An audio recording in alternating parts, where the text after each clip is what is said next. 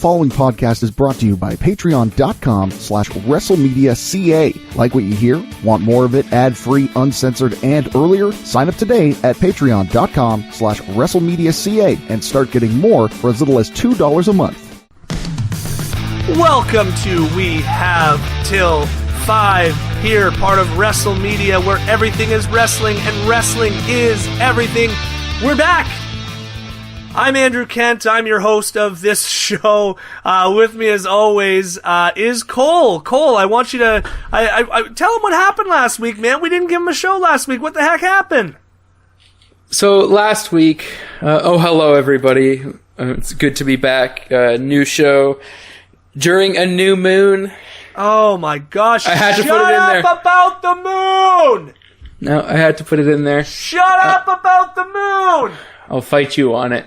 See, Can't see it tonight, that's where you're allowed. Oh my god, that's where you're allowed to talk about the moon. If you're gonna claim to fight somebody on it, you're allowed to talk about the moon. That's just. I completely agree. You reserve your right to talk about the moon as long as you're gonna fight me on it. But until you're gonna fight me on it, you shut up about the dang moon cycle, bud. This isn't a science freaking podcast. It's a wrestling podcast. What do you think this is? Science? It's not freaking science. Oh my gosh, that's my favorite meme. Have I ever sent you that meme? The guy who he's drinking, like, it kind of looks like Jerry O'Connell. I don't think it is, but it might be. I don't know. Jerry O'Connell, if you listen to this, because I know you're a big North Bay boy, if you've come across Adam Conta anywhere here on set here in North Bay and he's ever repped WrestleMedia and you're listening to this right now, let me know if you're in that meme of the guy drinking what looks to be a can of Pepsi, really excited about the can of Pepsi, but it says science on it. I send that to people all the time. It's one of my favorite memes on the entire internet. Cole, what's my other favorite meme on the entire internet? I've sent it to you a couple times, I think. It has something to do with Scarface, I believe. Oh, I can't think of it right now. It's the scene right at the end of Scarface when he's just lighting everybody up, but they've replaced the gun with a banjo, and he's just furiously strumming the banjo. Oh, it's so funny. It's so good. I don't know if you've ever sent me that one. Oh, come on. Actually. I must have sent you that one. That one's my favorite. I send that to maybe I just don't like you very much. Well, yeah. So now that we know how we feel. So last week, everybody, this is officially the end of our partnership. No, last week, I have to apologize. I had some technical difficulties on my end of the recording, and I had to drop out last minute. And that's my fault, and I'm sorry for that. And it was last minute. It's why Cole and I typically record early in the week. We just haven't been able to make our Sunday night recording as of late, and we let it go way too late last week, and we had technical difficulties at the 11th hour, and halfway through recording the episode. We had to bail on it, and then I tried to do a solo show, and folks, you're welcome for not publishing it. It was horrible. Y'all would have had way less respect for me than you already do, which is probably pretty low already, since I'm apparently the freaking punching bag for the entire network. See, but now I think... Did you delete that partial recording? I think so. I think it's gone.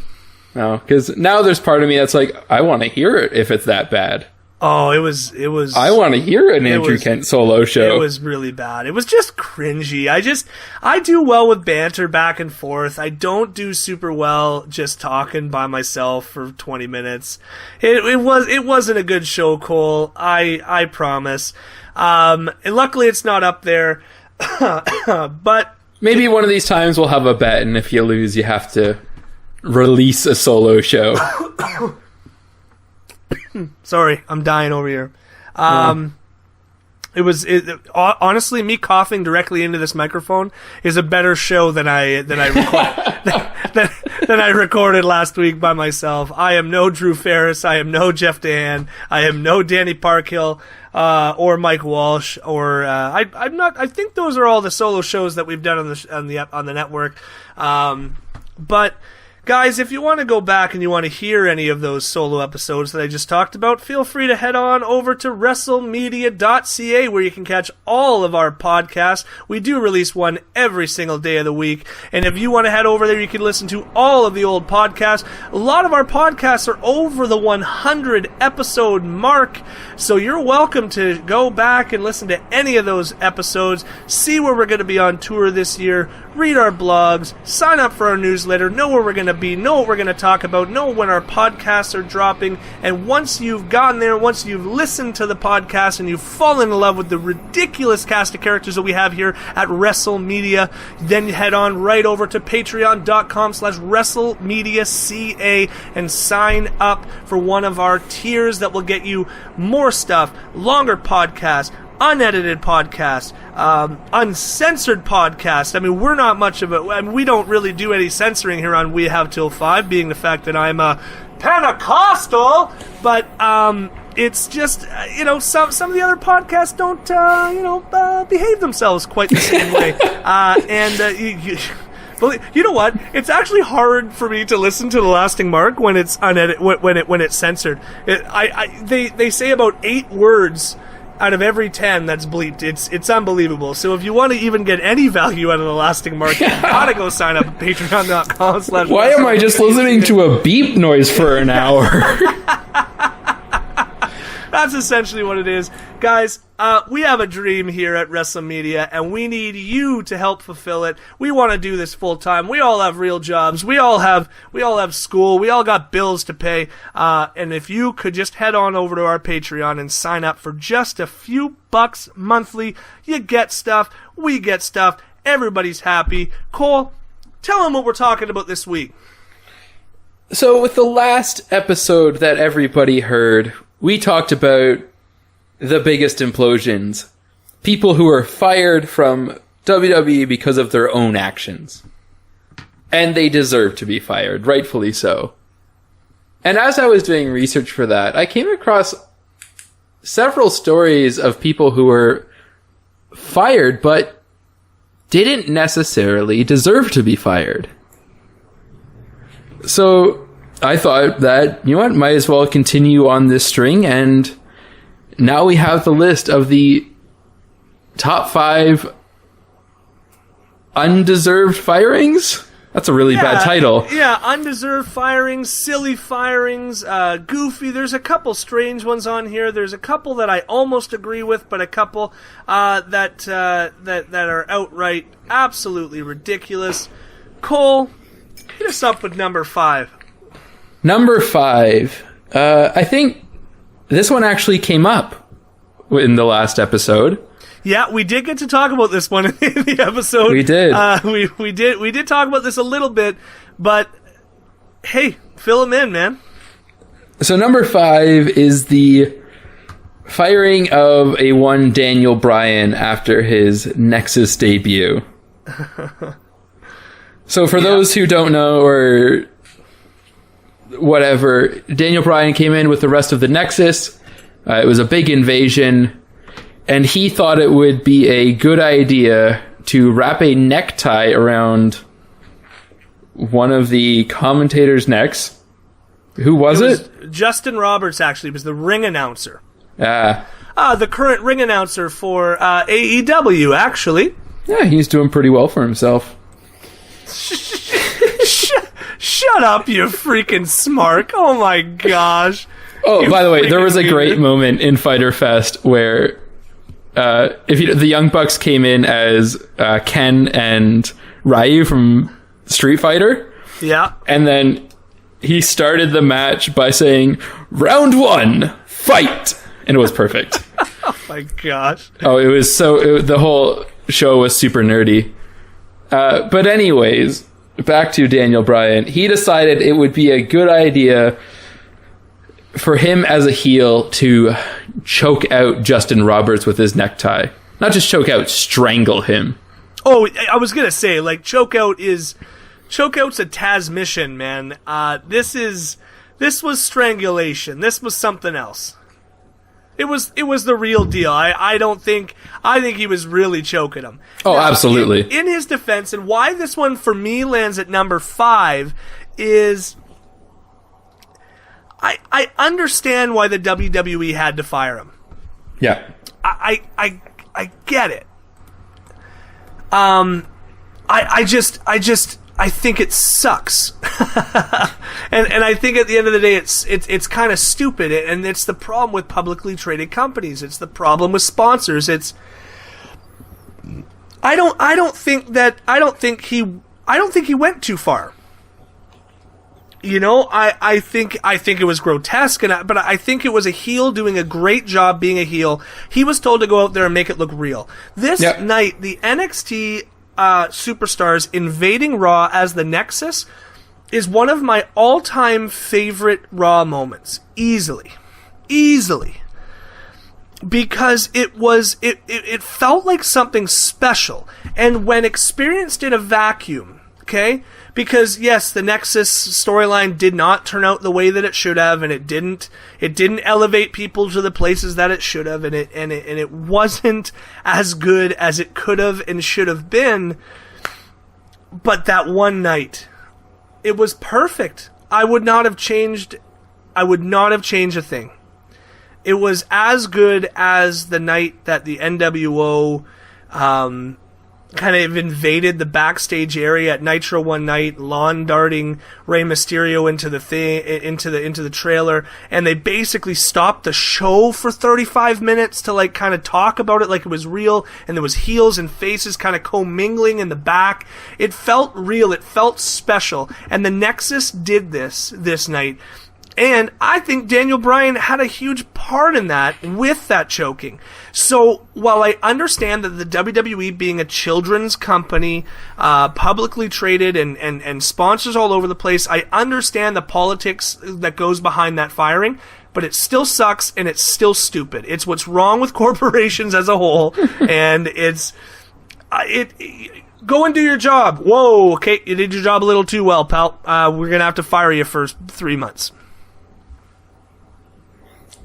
Yeah, he, be a heel. Oh, not that much of a heel. Calm down. Like, it just doesn't really work. No, I agree. And that for me is why this one landed at number 5. Yep, it makes perfect sense. Anything to he add didn't on that deserve one? to be fired, and it was silly that he was, but it also makes sense. Yeah. Politics suck, is what I'm trying to say. Yeah. And luckily, he was able to bounce back from it, so that's a whole other thing. Yeah, I mean, it didn't end his career like some of the other people on this list. Yeah, he did okay for himself. Yeah. All right, Cole, take us on to number 4. Number 4. Andrew, have you heard of a tag team called the Highlanders? Barely. Correct. Yeah, that about sums it up. I don't even know how long they were. I guess they were with I don't know how the long. WWE for 2 years on Raw. That makes sense. That's a time that I would expect. Yeah, no, that makes some sense. You would not have seen them. You know what? I always liked the Highlanders, to be completely honest with you. I thought they were funny. I thought they were kind of, gimmicky. I thought they were kind of classic. I always really appreciated them, but yeah, they never quite got over. Rory and Robbie did not like the Highlanders. Did they not? No, they didn't like everything that you liked about them, that they were funny and gimmicky. That's why they didn't like themselves as a tag team. So they were like a cultural Scottish-based tag team, and they got pretty tired of it. They lasted 2 years. And then Highlander Robbie, he decided to go check out another company's television taping. Okay. Yep. He decided that one day he would go and he would sit in the audience of a TNA Impact taping. First of all, why would he ever choose to do that? I don't know. Like, of all the companies you could go and sit in on, like... What are you doing? Oh. I mean, to be fair, Cole, back in what was this, 2008? Yeah. Back in 2008, there weren't like a lot of options. There's so you can see the video because the camera actually shows him, and he just looks so sad. It's like he does not look like he's happy to be there. He does not look like he's having a good time or enjoying anything about what he's doing. Well, he's at a TNA show. He hates his job and he's at a TNA show. Like, I think that's the definition of rock bottom. So he got fired for like appearing on camera. Did he know he was going to be on camera? Well, so his tag team partner Rory McAllister said in an interview once that he did actually. He was really upset with where he was in the company, and he knew exactly what he was doing. Weird. So like he was trying to get fired? Apparently, that's as much as I can gather. He knew what he was doing. He wanted to get fired, and he decided that the best way to do so was to go to an Impact show? Well, I mean, to be fair, I mean, he correctly gauged the cattiness and the pettiness of the WWE front office at the time. And that I think this is a great one to have on the list, just for the sense that this is the most WWE thing I've ever heard. Like, that should not have worked. It should not have goaded the WWE office into firing him if that's what he wanted. I just like did he like wave to the camera? Like did he get shown on camera, or did it just like pan by him? The camera just pointed at him and then popped his name up on the screen, his real name, Derek Graham Couch, and next to it said WWE wrestler. Huh. Like, didn't even,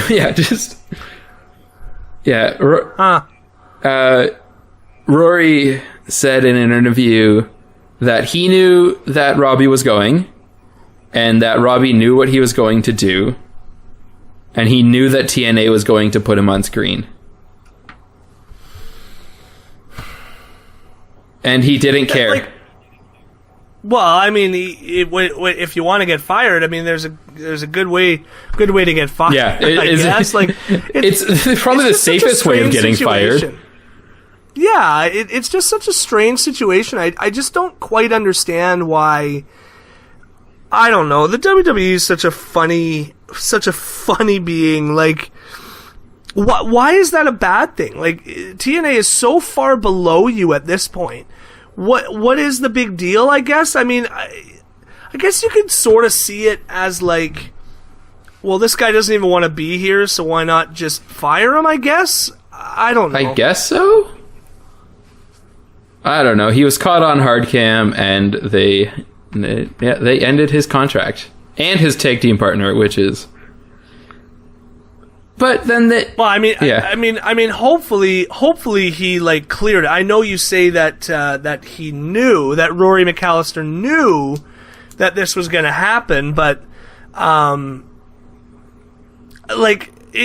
hope he cleared it with him. I hope it was like, hey, I'm going to do this, and Rory wasn't like, dude, please don't. I really like this job. I want to keep this job, and he's like, screw you, pal. I'm doing it anyway. Like, that would suck. Yeah, apparently they are still friends and still really close, so I think they were okay with both of them were okay with what was going to happen, Rory and Robbie, and they knew it was, they accepted that it was time to leave.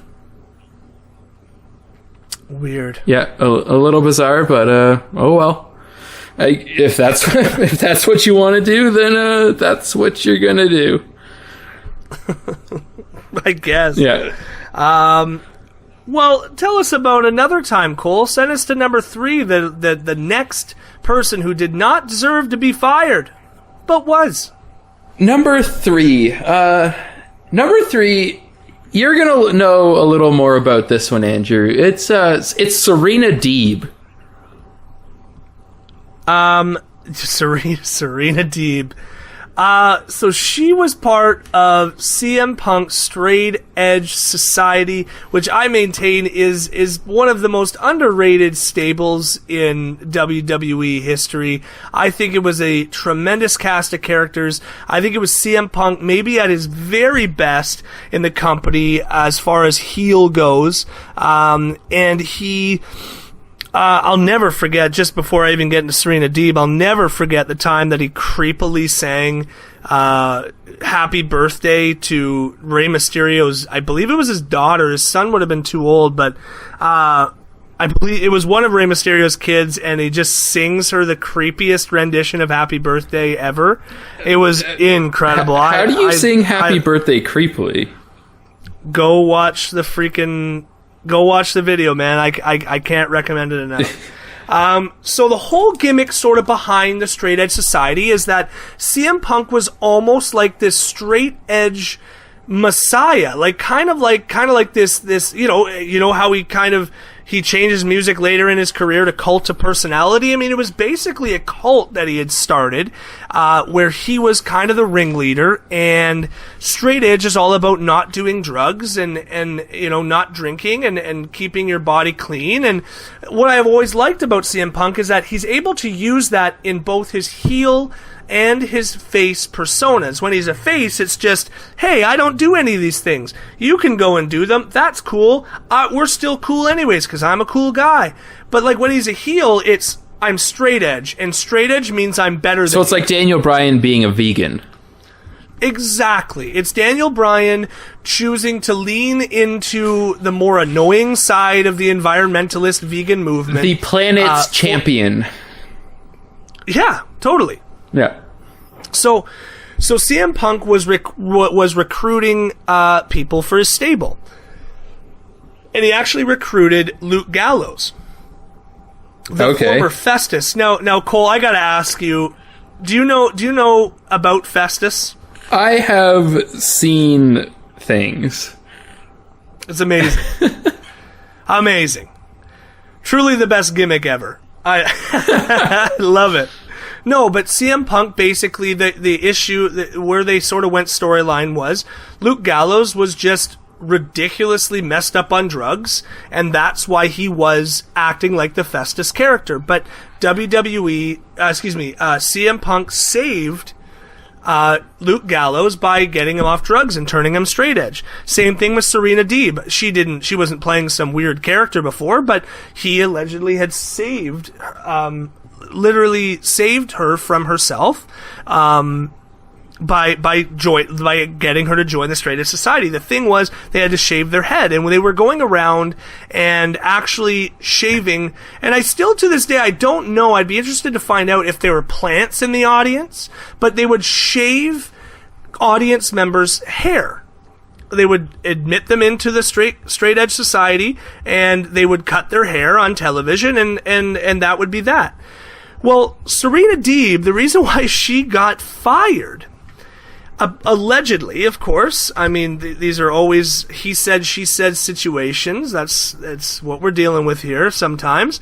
But she was eventually fired from the company because outside of the ring, she wasn't living a straight edge life. Everything I've read doesn't say she had a problem.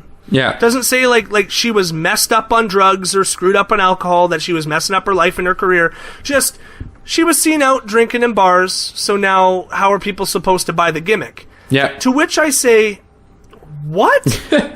Like, is The Undertaker going out all over the place now and pretending to be the dead man? Like, and we're talking again around the 2009, 2010 mark here. This isn't, like, kayfabe is not alive at this point. Yeah.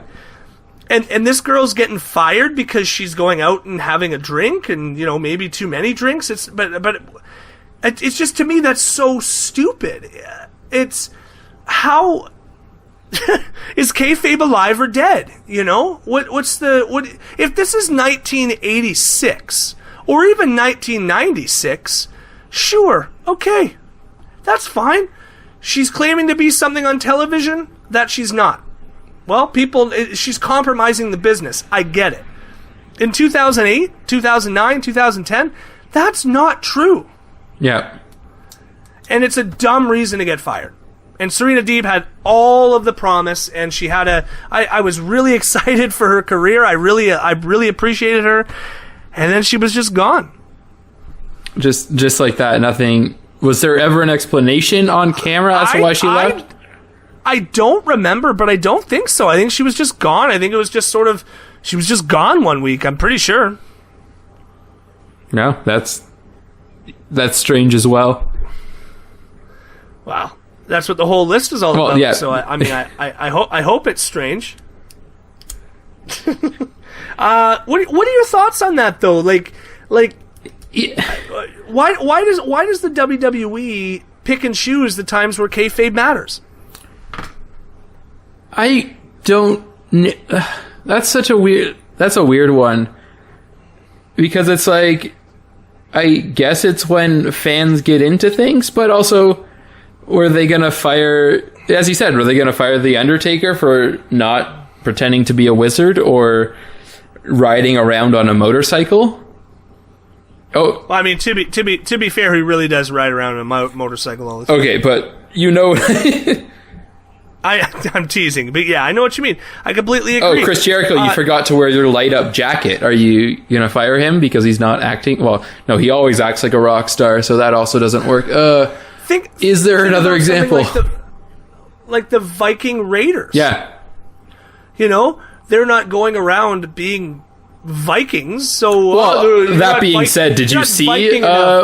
what's his name's wedding? I know, yes, I did see it. I understand that, but still, that was obviously a Viking theme, and it came across as a Viking theme, but they're not really Vikings. Like, I don't know. Yeah. It's not something I get. The WWE, what a strange company, what a strange business.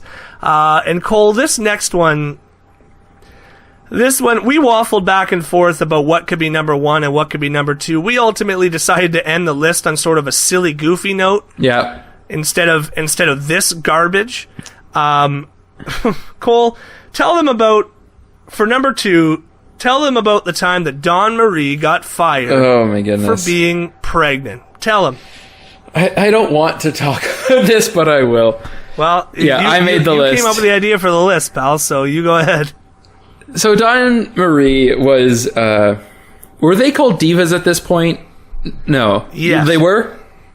Oh, of course. So this was in 2006. She was popular. She was a popular diva in the company. And then she had to take time off because she got pregnant. Which seems like just a normal thing, you would think. So she got this time off. She went on maternity leave.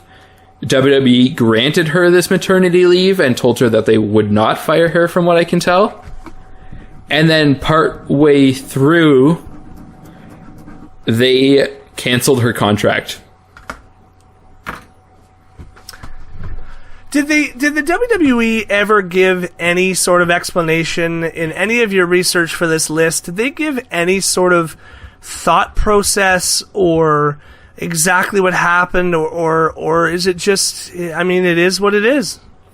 I was not able to find anything on that. Amazing. She did file a lawsuit against them. Of course. Yep. But I'm not sure how that ended. I wasn't able to also find that. It's just, this just shows like one of the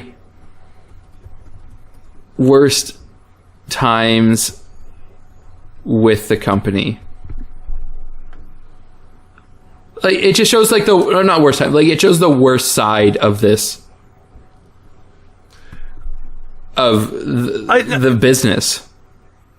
Yeah, no, I completely agree. I absolutely completely agree. It is ridiculous.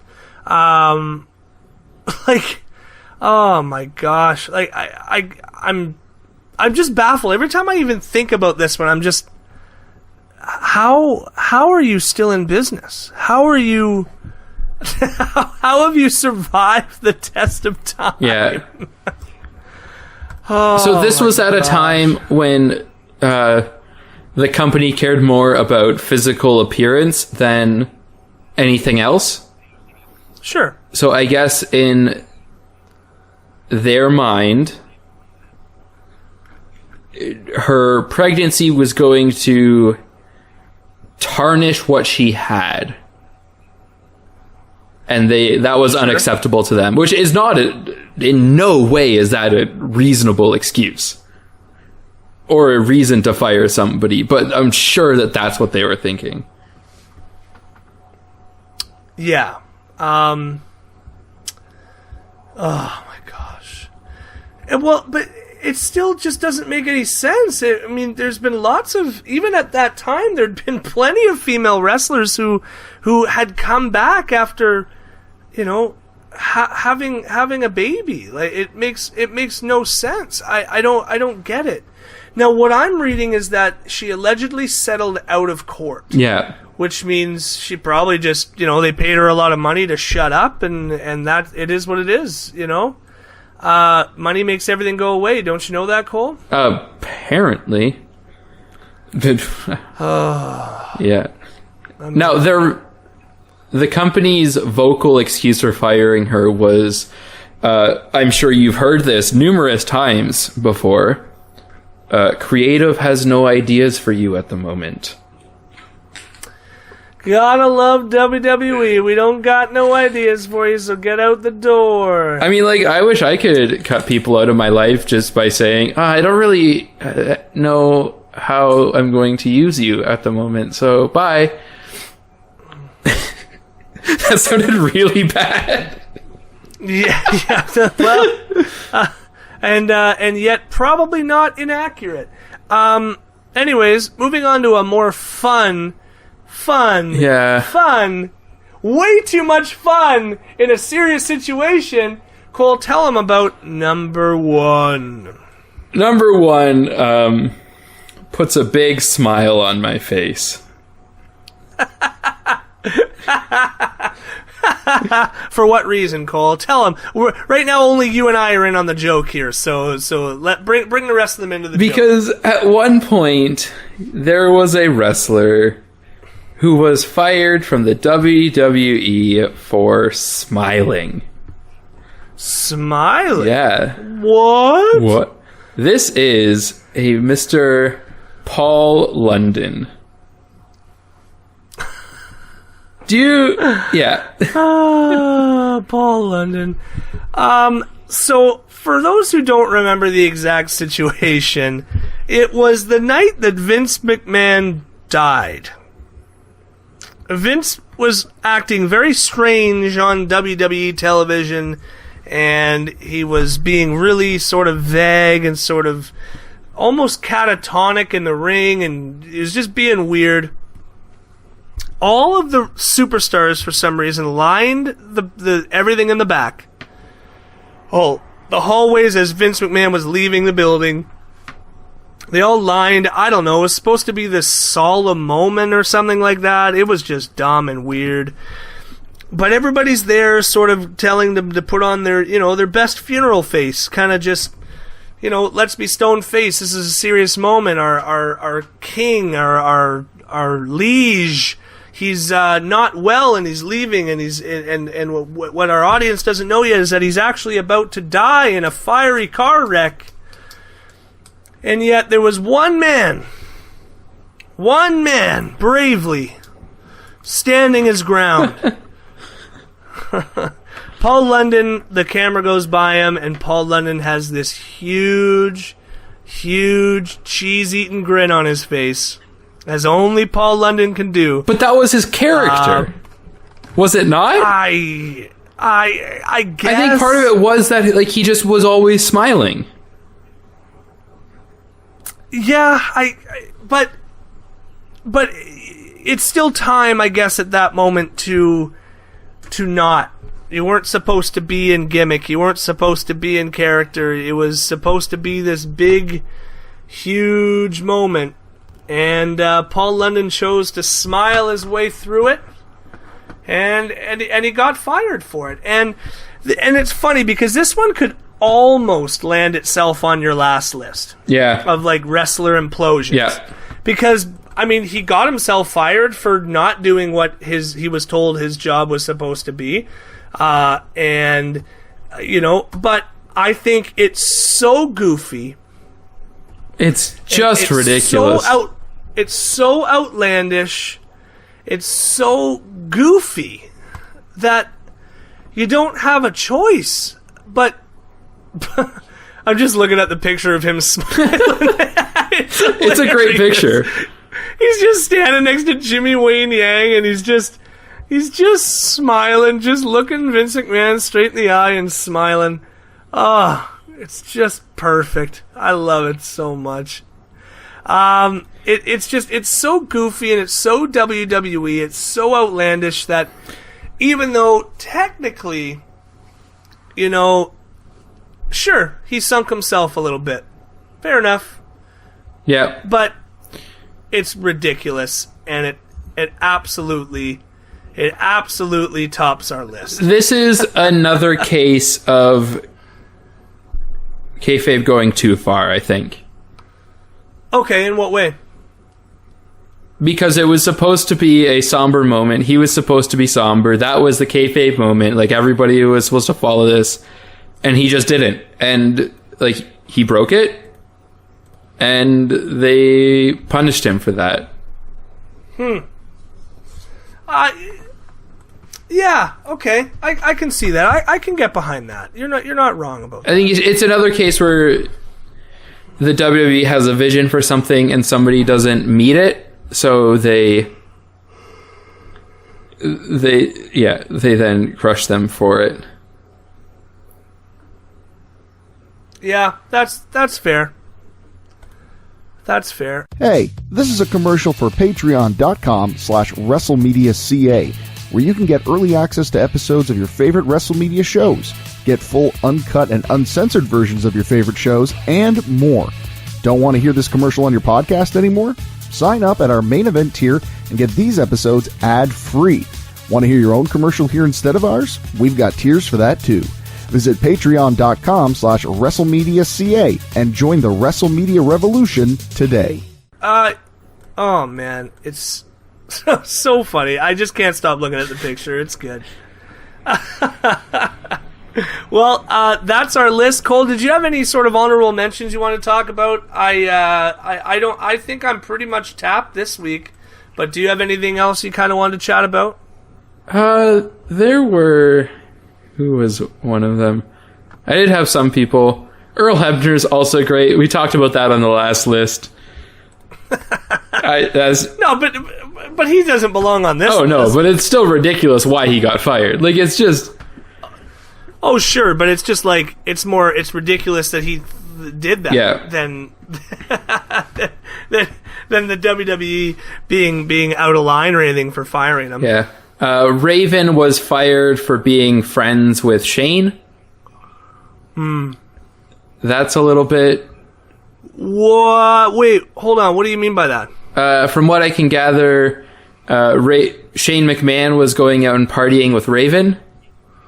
Okay. I don't think there was anything illegal going on. But Vince McMahon did not like that he was a bad influence on his son. Oh my gosh. That didn't make our list? No. That's ridiculous. Is that true? Is that a true story? I never heard that one. That's what I'm reading. Oh my gosh. That's hysterical. Yeah. That's pathetic. Yeah, so Shane would go out partying with Raven. Yeah, but he didn't like that. That's my retroactive number one. That's amazing. It's. Oh yeah, gosh. but yeah, he didn't recover from that. Really, I don't think. No, I mean, Raven's gone on to do fine for himself. I think nobody's crying for Raven, but Yeah, I mean, certainly his WWE career was never the same. Yeah. I'm not sure he ever returned to the company. I think he's come back for one-shots here and there. Yeah. Another great one that you have to talk about is Emma's first time that she was fired. I don't think that one rings a bell with me. So in 2014, she accidentally walked out of a Walmart carrying an iPad case that she didn't pay for. Oh, okay, yeah, I remember this. Yeah, so she claims that she she was working for the company. I don't think she had any need to steal an iPad case, unless she's just a klepto. Some people just steal to steal. I mean, I don't know if Emma's that person. I'm not here to accuse her of that, but some people just steal to steal. She claims that she accidentally, she was at self-checkout and just didn't pay for it. Something happened.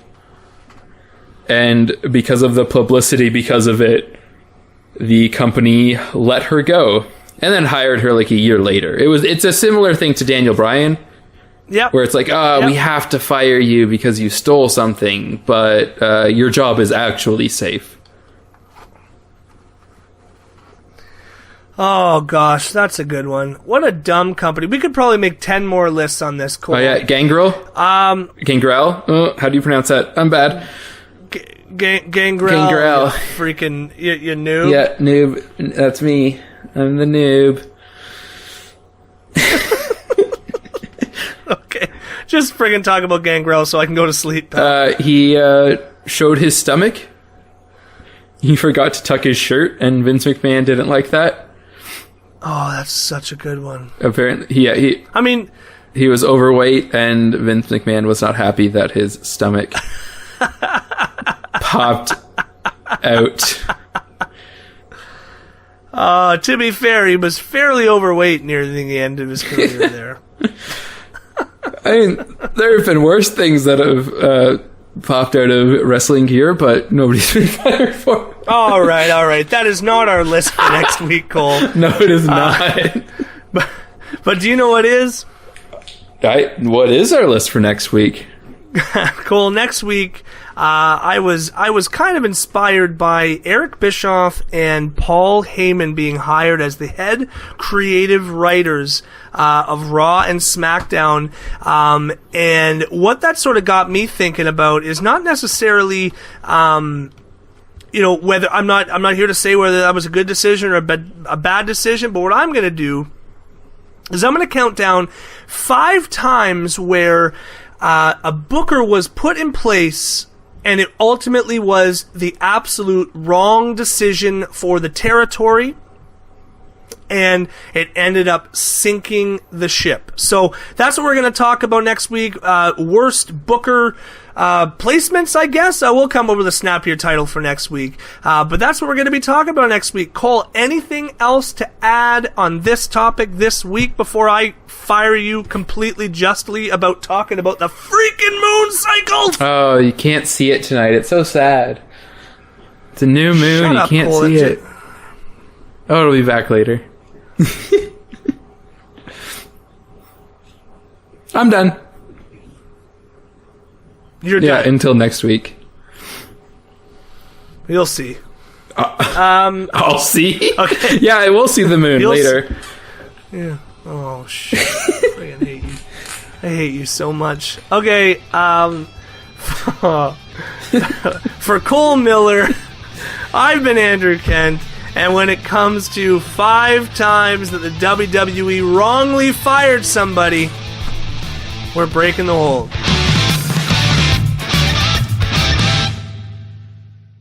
This has been a presentation of WrestleMedia, where everything is wrestling and wrestling is everything. Here's what you're missing out on right now over at patreon.com/WrestleMedia.ca. Now, you said that you haven't had a chance to catch it yet, but I would recommend that you do, Andrew. At least the highlights minimum. The Moxley versus Janela match was great.